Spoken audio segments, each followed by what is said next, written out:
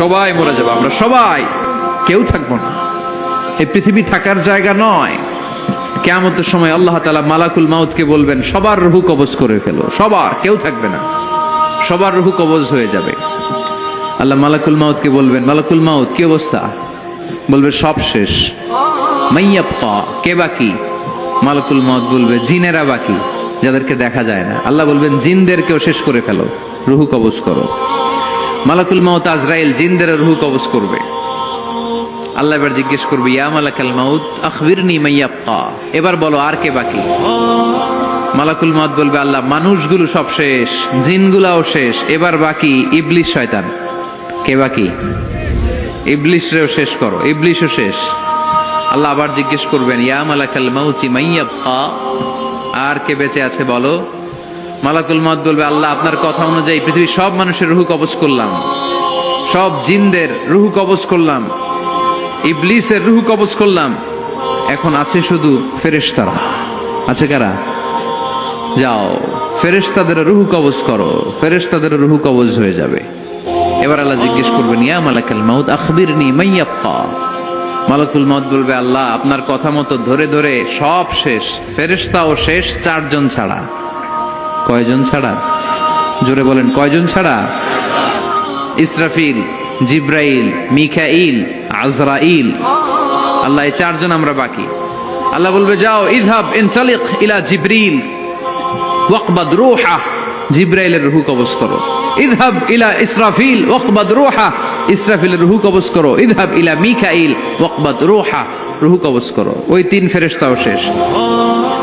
এবার আল্লাহ তাআলা জিজ্ঞেস করবেন, ইয়া মালাকাল মাউত আখবিরনি মাইয়াবকা, হে মালাকুল মাউত আর কে বাকি আছে বলো।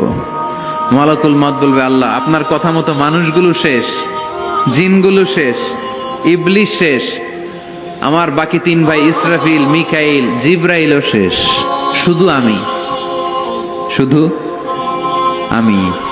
আল্লাহ বলবেন, কেউ নাই? মালাকুল মাউত বলবে, না আল্লাহ কেউ নাই। এবার আল্লাহ তাআলা বলবেন, মালাকুল মাউত তুমি তো সবাই রে মারছো, এবার তুমি মরো, এবার তুমি মরো, তুমি মরো। শোনার সাথে সাথে মালাকুল মাউতের কাঁপুনি ছুটে যাবে, খিঁচুনি এসে যাবে ভয়ে। আল্লাহ বলবেন, কাঁপুনি দিয়ে তো লাভ নাই, কারণ কুল্লু নাফসিন যায়িকাতুল। রব্বুল আলামিন বলবেন, মালাকুল মাউত কেঁদো না, এটাই দুনিয়ার বিধান, আমি আল্লাহর দেয়া বিধান, এটাই, জন্মালেই মরতে হয়। যাও, জান্নাত জাহান্নামের মাঝখানে একটা জায়গা আছে, জায়গাটার নাম হলো আরাফ।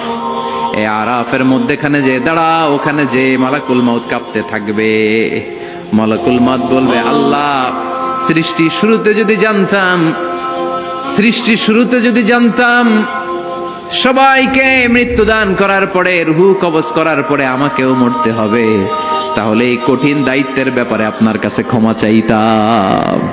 আজকে আমারও যে ভাগ্য বরণ করে নিতে হবে সৃষ্টির শুরুতে, আমি এটা কল্পনাই করতে পারি নাই।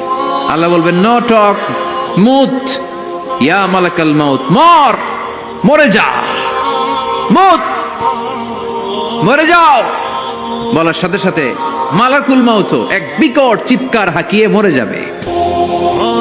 মালাকুল মাউতের চিৎকারটা সেদিন এত ভয়ঙ্কর হবে, বিষ্ণু ঈসা ইসলাম বলেন, ওই চিৎকারের আওয়াজ যদি পৃথিবীর মানুষেরা কান দিয়ে শুনতে পেত, তাহলে কিয়ামত সংগঠিত হওয়ার জন্য আলাদা করে ইসরাফিলের সিঙ্গার প্রয়োজন হতো না। ওই চিৎকারের আওয়াজে প্রতিটা মানুষ কানের পর্দা ফেটে ওই জায়গায় লাশ হয়ে পড়ে যেত। এবার ডানে বায়ে সামনে পেছনে উপরে নিচে কেউ নাই, একজন ছাড়া, জোরে বলতে হবে তিনি কে।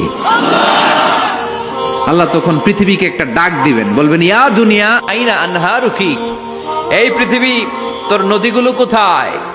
ইয়া দুনিয়া আইনা আশজারুকি, এই পৃথিবী তোর গাছগুলো কোথায়? বটতলা।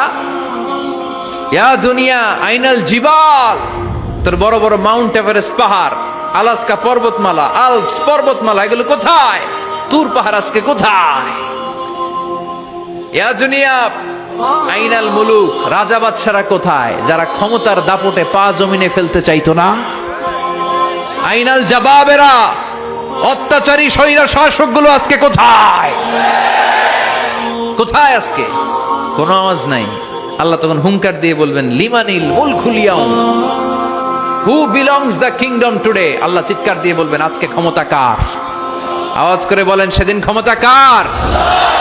আল্লাহ সেদিন প্রশ্ন করে নিজেই নিজের প্রশ্নের উত্তর দিবেন, লিমানিল মুলকুল ইয়াউমা লিল্লাহিল ওয়াহিদিল কাহ্হার।